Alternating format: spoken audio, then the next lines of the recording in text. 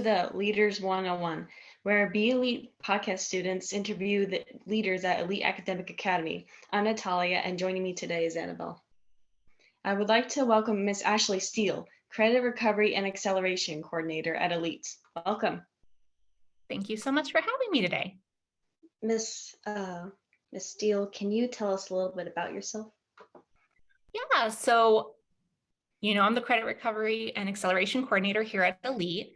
I've always lived in Southern California. I live about 10 to 15 minutes away from Disneyland with my husband and my cats. I love animals of all sorts. Let's see. Oh, one time I almost got launched into the air by like a really big pig that was about 800 pounds. That was pretty fun. So love animals, love being with animals, all sorts of things like that. And I love to read. Yeah, that's awesome and crazy about the pig and everything. And Yeah. Speaking of animals, we actually have 4 cats and 1 dog. So it's I busy. would love to hear their names. Will you tell me a little bit about them? Yeah. So there's Cuteness, Jasmine, Tiggy, and Ali. Those are our 4 cats. And then our dog's MacGyver. I love it. So Ali is the snuggly type. Cuteness is just so adorable. Jasmine is actually kind of grumpy old lady. And Tiggy's very rambunctious. Energetic, yeah. Isn't it funny how people sometimes say that cats are like, oh, cats are all the same? They're not. There's so many different personalities, right? Ours are very different too, right? Like one of them is very much like an adventurer and she likes to explore, and the other one is like a couch potato. So I totally understand very different personalities. Yeah, definitely. I have another question. Why did you choose Elite? So something that's always been really important to me in being a teacher is the relationship between teacher and student. And so really finding a place where I could build those connections and I could see how much they matter. And so when I moved over here, I realized this was the perfect place, right? Where students are really valued as individuals, families are seen as partners, and I could really build connections with individual families and see the impact it made on student success. Yeah, that's really nice. I have a question. What are some of your duties and responsibilities as the Credit Recovery and Acceleration Coordinator? Yeah, so some of the things we're looking at right now is we're really developing what courses are going to be available to students over the summer. And so we're specifically looking for high school. So things like if someone needs to retake an English class in order to be caught up for graduation, or if someone has an interest that they'd really like to explore. So we develop all the courses that are going to be available. We find new opportunities. We set up field trips, events, and then get coaches into place for our athletic cohort, peak performance. So all those sorts of things, getting things ready for all of our high schoolers to hopefully enjoy some time with us during Level Up. That's a really helpful and important job. That's awesome. I have a question. What is Level Up and why is it important to students? Yeah, so Level Up is basically everything we offer during the summer. So we have programs for kindergarten through 8th graders who are current Elite students, and then incoming high schoolers, so 9th through 12th grade, and it can be new students or returning Elite students. And we have programs depending on if you need to catch up or if you're looking to get ahead and challenge yourself. And sometimes what might happen during the summer is if we take a long break, sometimes, right, like we get a little bit rusty. And so for students who are like, I don't want to get rusty, I just want to keep it going. Or sometimes people feel lonely during the summer, no one to like connect with and bond with. And we have built such a good community here at Elite. So by kind of staying active, you always have your Elite family here with you. So it's just opportunities to stay connected, stay supported, and keep growing and level up. Wow, that's really nice. I like that. I have a question about your cats. How many do you have and what are their names? Yeah, so the first cat we adopted, her name's Renoa, and I don't know if you play video games, but actually I do know that. But I don't know if you've played Final Fantasy. Have you ever played any of the Final Fantasy games before? I played the remake. Oh, okay. The Final Fantasy VII remake? Yeah. Yeah, so our first cat is actually named after a Final Fantasy VIII character named Renoa. So Renoa is a tuxedo cat. And so she is the one who is really always like adventuring. She likes to like be on top of the refrigerator so she can like keep an eye on everything. And then if like I'm in the middle of a Zoom meeting, she'll like try to knock things over to get my attention. And then I don't know if you like anime, but our other cat is a tortoiseshell cat, and she's named after a character from the anime Angel Beats. So her name's Kanade, and she is a couch potato. She literally, she would sit on you like 99% of her life if she could, if you didn't have to get up. And she's like got a lot of weird habits. Like she likes to eat my hair and all of these things. So I have to like, have like a blurred background or a virtual background, because all of a sudden, otherwise you'd see like this hovering cat who's like, I'm going to eat your hair. Wow, they have a lot of personality. Definitely. I would love cats. I also have another question for you. You like Disney, so what are your favorite Disney movies, or your favorite? Oh, that's hard. I really like a lot of the older ones. I love the old art style from like the 70s, 60s, where it was kind of like you could see the sketchy lines. So like I love 101 Dalmatians. No surprise, I love the Aristocats. But I also love some of the newer movies like Bolt. Like I cry every time in the same points. Like it does not matter how many times I've seen it. Or I love Emperor's New Groove. And then even some of the weirder ones that are just kind of maybe a lot of people haven't seen, like I really like The Black Cauldron. So not a lot of people have seen that one, but I want to read the books. Yeah, I think one of my favorites is definitely Emperor's New Groove. Yeah, I love that one. Yeah, you both like that one too. So who's your favorite character, or do you have a favorite line? Let me think. I think it's just that part when Kronk's doing his theme song and he just goes up against the wall and just makes that one singular tone. That's just hilarious. Yeah, that's a great one. Yeah, I think Kronk's my favorite too. How about you, Annabelle? Probably Kronk my favorite too.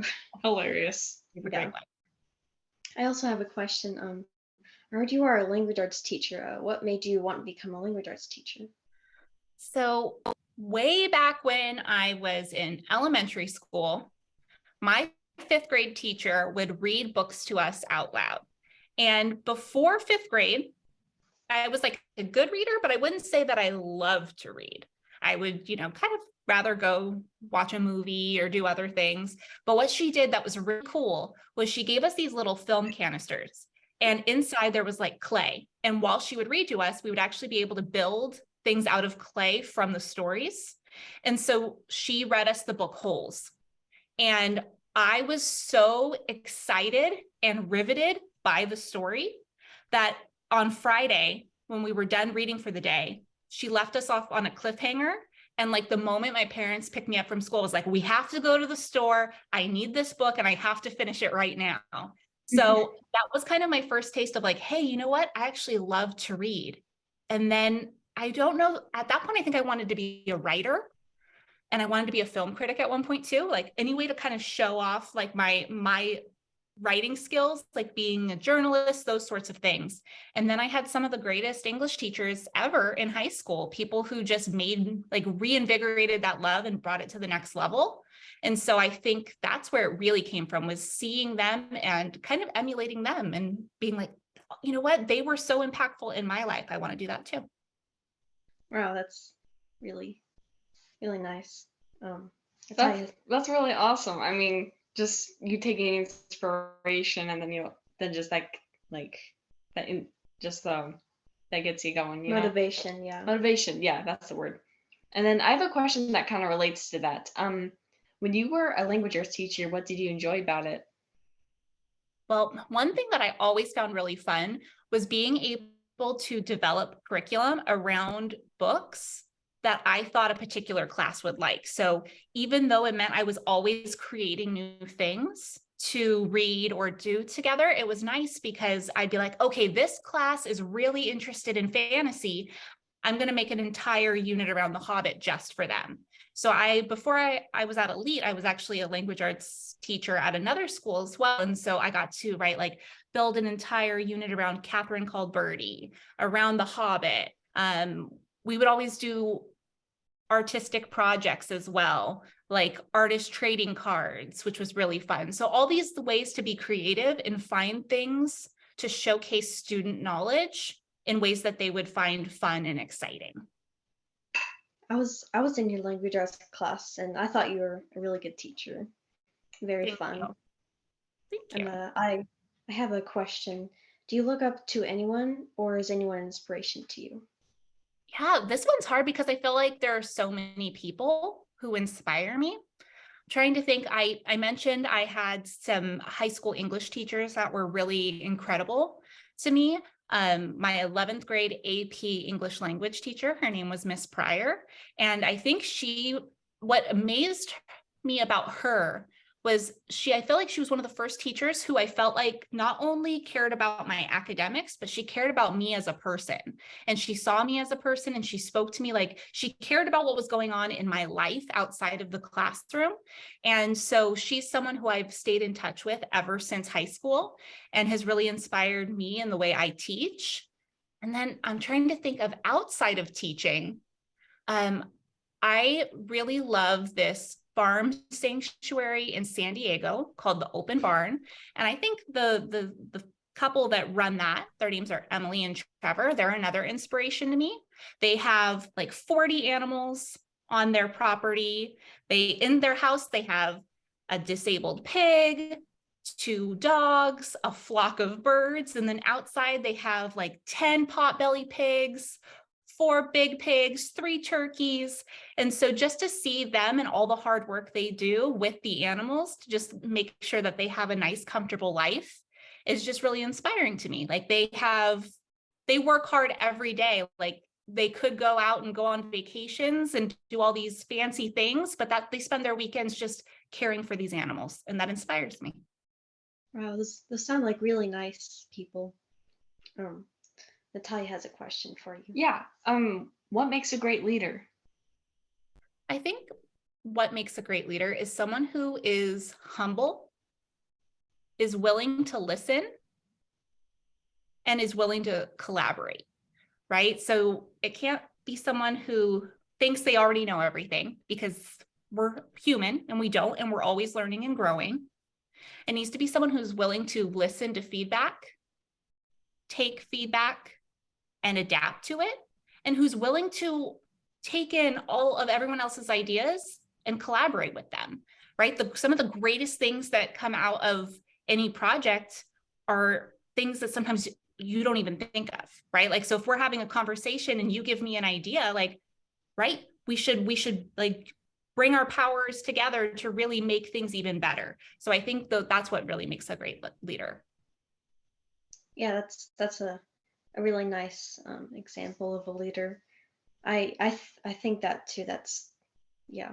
Yeah, I couldn't have put it better. And then I got one random question for you before we ask the last one. What's your favorite food and drink? Ooh, okay. Okay, so drink is definitely iced coffee. It doesn't matter what weather it is. Even if it's like cold outside, I don't want a hot coffee. I can't do it. I need it to be iced. For sure. And then food, my husband is a really good cook. So I'm trying to think, okay, what is my favorite thing that he makes? He makes homemade mac and cheese, like where he makes the cheese sauce and he makes like, right, everything. And he puts like breadcrumbs and sometimes he'll add like jalapeno in there. And so that's my favorite. And so he, right, will use different brands of cheese and different milks. We're vegan. So he like has to pull like different styles and see which works the best. And it's so cool to see how each time it's like somehow even better. Like somehow he's found an ingredient that just always makes it more interesting. So I think, yeah, that mac and cheese that he makes and then iced coffee. What about yours? Well, actually we have iced coffees right here that we're drinking. So well, you know.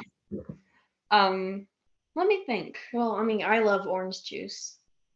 It's very nice. I love buying iced tea from the store, like Arizona or brisk tea, that stuff, honestly. And then for favorite food, like, I don't know.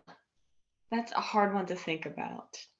But I'm not allowed to have gluten anymore because I just figured I'm allergic, but there was this one food that at a cafe, it was like this stuffed French toast with like blueberries and cream cheese in it, and then have like just maple syrup just infusing it. And it was so delicious. It was like really Wow. local. So That sounds cool. Okay, there's a really cool bakery that delivers as well. That is a gluten-free bakery. It's called Karma Baker.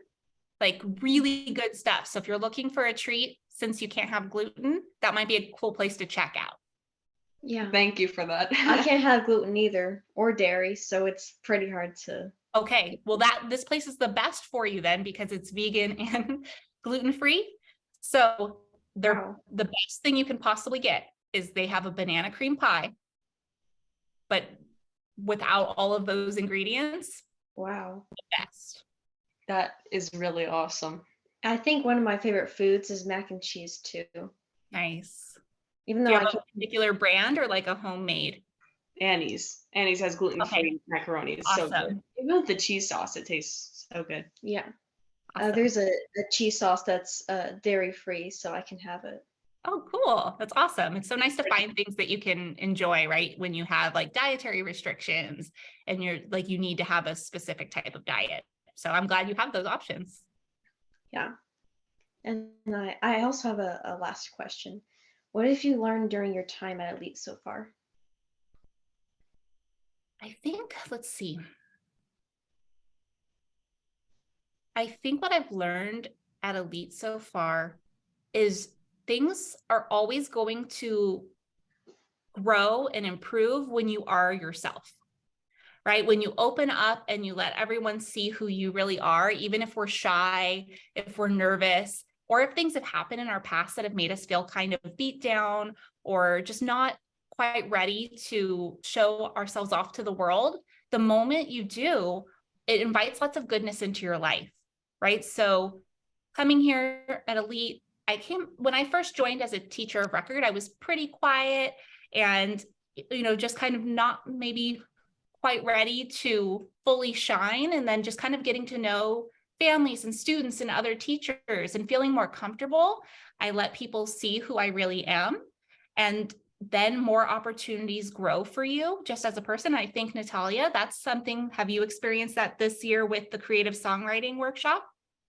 Definitely. Yeah. How about you, Annabelle? Have you found that at Elite too?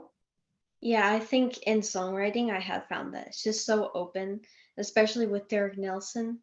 He's Yeah. just like so open, and the JFC, which is Judgment Free Zone, it's his only rule, and I really like that club. Yeah. Once you realize, right, that you're not going to be judged and you can just be yourself, right? Like you're happier.